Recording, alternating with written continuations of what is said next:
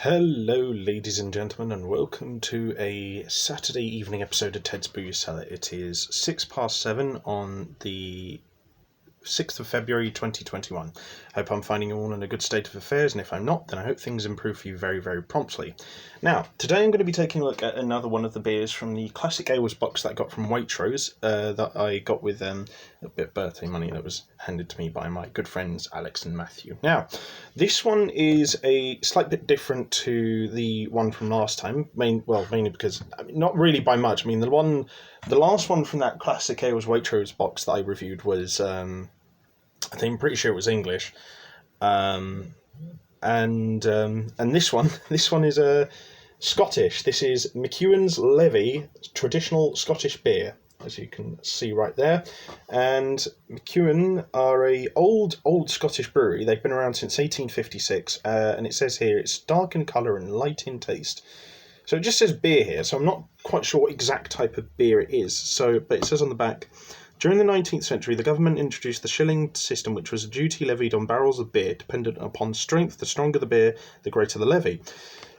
Honouring this uniquely Scottish tradition, McEwan's Levy is an extremely drinkable Scottish beer that balances roast flavour notes with a residual sweetness with roasted coffee and hazelnut aromas. So it kind of sounds like an ambery ale sort of kind of shindig. It says on the back it contains barley, so be wary of that if you're going to try this.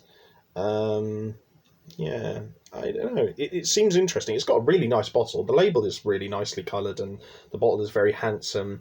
I don't know if it's just me, but like the label on the front seems to be like weirdly misaligned. But maybe that's by design, so that's not a big deal. But no, it looks very handsome, I've got to say. Yeah, I like the look of this. So I don't know how much this is on its own. I know the Classic Ales box from Waitrose was £9. And this particular beer is 3.2% alcohol volume, so it's not the strongest. It's probably just nice to have on at the end of a day, just if you fancy a quick sippy, just to chill out, I guess. But yeah, so I'll give the label a good 8 out of 10. I just feel like it could be a bit more striking, but the colours and the sort of design are really nice to look at, and I can't really complain too much. So, the only things I really can complain about is based on personal tastes. So that's not, I'm not going to knock it down too much for that. But let's give it a sniff first and see what our first impressions are like before we give it a good taste. So,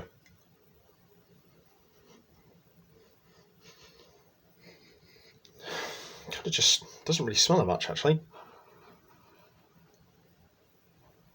Kind of has slightly a barley beerish smell. It doesn't really smell of much though. So I'll give it a 5.5 out of 10 for the smell. It's not bad at all. It just doesn't really smell of much. So yeah, I'm not really sure what to say about it. But yeah, I don't know. I'll give it a taste anyway. But first, we'll give ourselves a quick palate cleanser of water.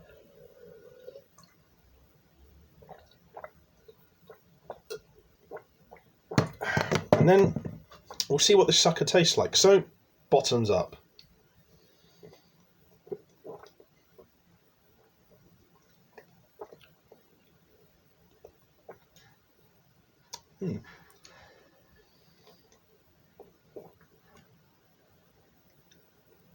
Okay, let's kind of see what they see there with the subtle sweetness. Residual sweetness, that's a good way to describe it, because there is a slight sweetness throughout, but it's at the very tinges and hinges of your taste buds, so it's not overpowering anything. Roasted coffee.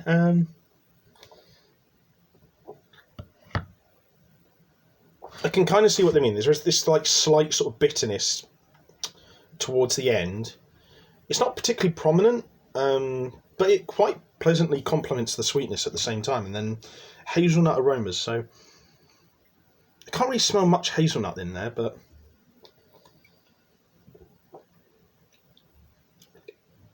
it does have this sort of foresty, roasty sort of taste to it. So it kind of comes through a little bit in the taste a little bit. Generally speaking, I think that this is a competently brewed beer. The flavour is actually pretty fine. The flavour I can't really complain about too much. It's got this through line of sort of slight sort of hazelnutty sort of mild sweetness. and then finished off with this like slightly coffee-ish finish. So the flavours that it describes on the back are actually pretty damn accurate. The main criticism I have with it is the texture. It's not the smoothest, and it's not going to like lacquer the skin off your mouth, but at the beginning it does feel smooth, but then towards the end it gets really overtly fizzy to the point where it's just like, well, not fizzy, but just like it's a bit jumbled in the sense that it sort of I don't know, it kind of sort of it feels like it's harder to sort of swallow down at the end, if you get what I mean. It's the texture doesn't completely ruin the drinking experience. And actually, I feel it is quite appropriate considering the sort of quite hearty flavours that are present in this beer, but it doesn't make for the smoothest drinking experience. So my main criticisms, for once, actually mainly lie in the texture. So yeah, I don't know. It's hard to say. I think the flavour is perfectly fine, and while there is some sort of like aspects of it that I would prefer to be filled out a little bit more, there's not really a huge amount I can complain about.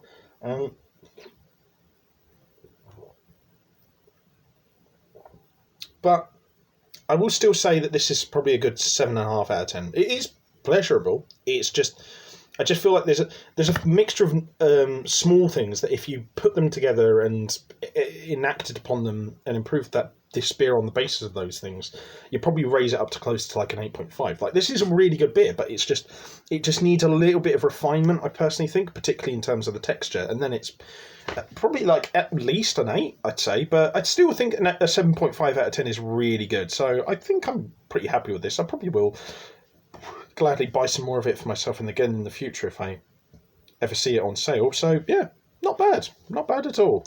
Well done, McEwan's. I'm sorry I couldn't give you like a 10 out of 10 or anything, but still very good effort. So if you guys like this video, leave a like, share and subscribe. If you have any suggestions for any future episodes of Ted's Booze Cellar, let me know in the comments section down below. And if you want to check out anything else I do online, I'll leave the links to all that in my video description down below. But until next time, have fun, stay safe with whatever you're doing, don't do anything I wouldn't do, wash your hands, take a mask with you to the shops, and I'll see you... Oh, and drink responsibly, know your limits, and I'll see you guys at the bar next time on Ted's Booze Cellar. Bye-bye for now.